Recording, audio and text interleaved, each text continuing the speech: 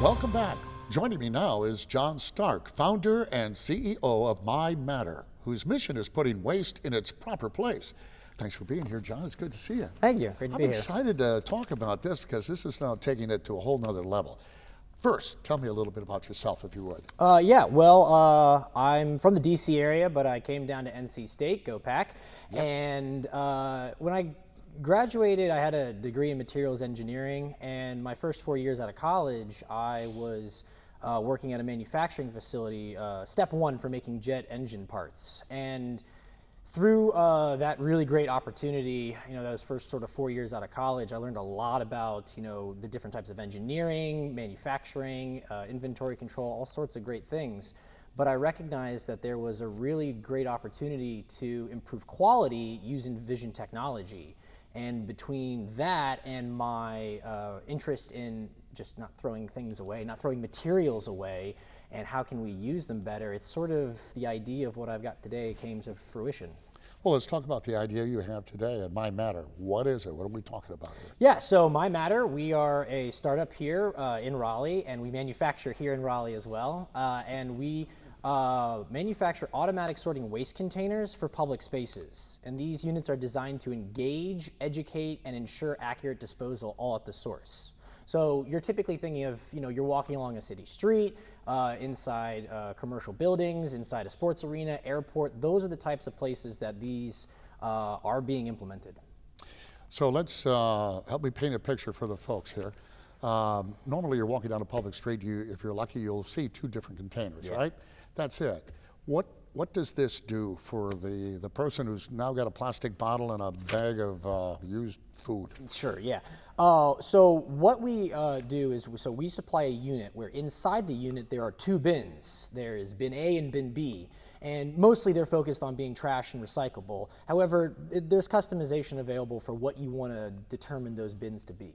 And as the user walks down the street, they will get to choose from one of two deposit holes. Is this trash? Is this recycling? So we're already sort of playing a game, step right up, choose where you think your waste goes. And a lot of times people already have that option if you have two bins.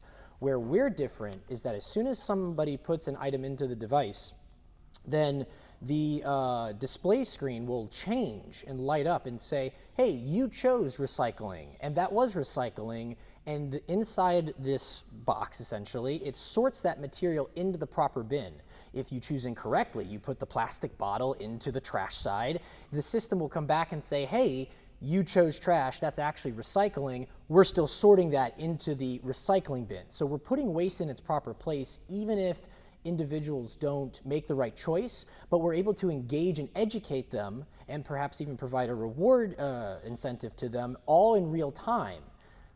Well, and that makes sense considering where we are as a society today. Everybody's very into the gaming and in computers and technology, so making it kind of fun is kind of interesting. Now, are you doing this to personally educate people, or is there a bigger picture here in the sense that you're also taking the contamination out of the recyclables? So overall, in the big picture, is this something that the recycling industry would welcome as well? Yeah, so there's a lot of advancements coming to the waste industry. A lot of focus has been on the material recovery facilities, the MRFs, where you'll start seeing AI vision technology or advanced robotics coming to that. You now get trucks that have cameras on them or other smart systems to make routing more efficient. What there's been a big problem is that source of the disposal at the beginning of the process, which is where we are.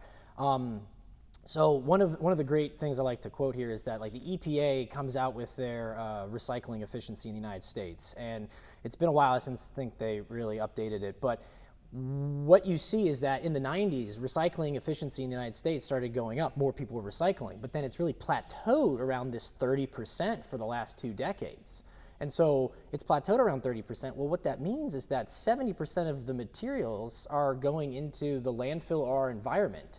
So if waste isn't even getting to the MRFs, getting to the recovery facilities, there's a lot of just lost value there, as well as the contamination going to the MRFs, because people like to wish cycle. Do you foresee this being something that you could have in your home eventually?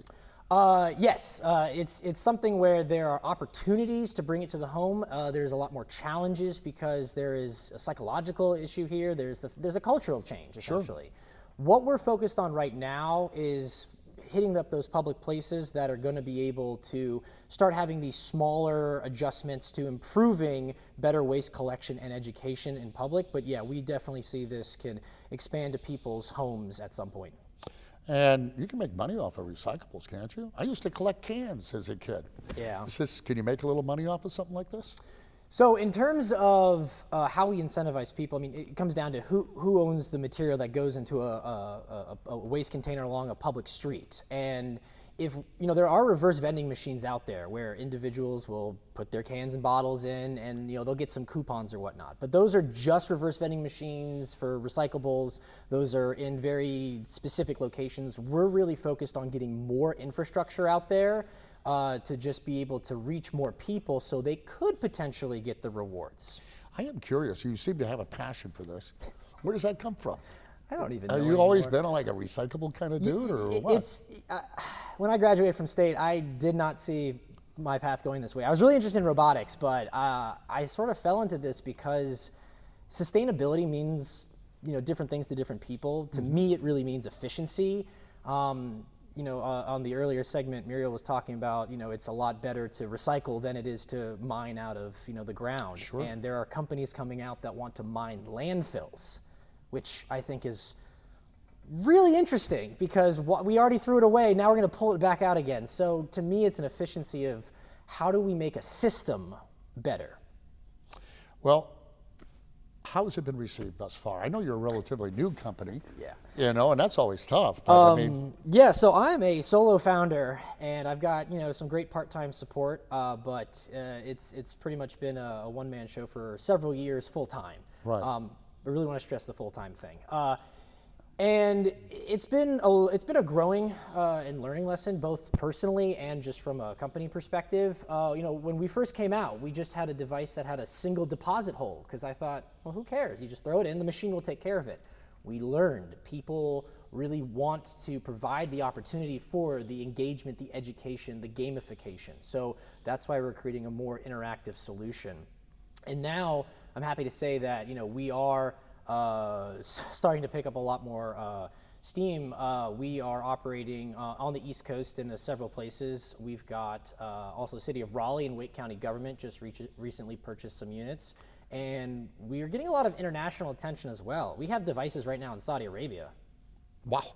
Yeah. So we're almost out of time for the people watching. Yeah. If they'd like more info, how do they do that? The best way is to go to our website, MyMatterCorp, that's MyMatterCorp.com, or I'm happy to connect on LinkedIn. If you go and search for John Starke, you'll find a picture of me, and my tagline says CEO, engineer, inventor, and bagpiper. Oh, I'll look for bagpipes.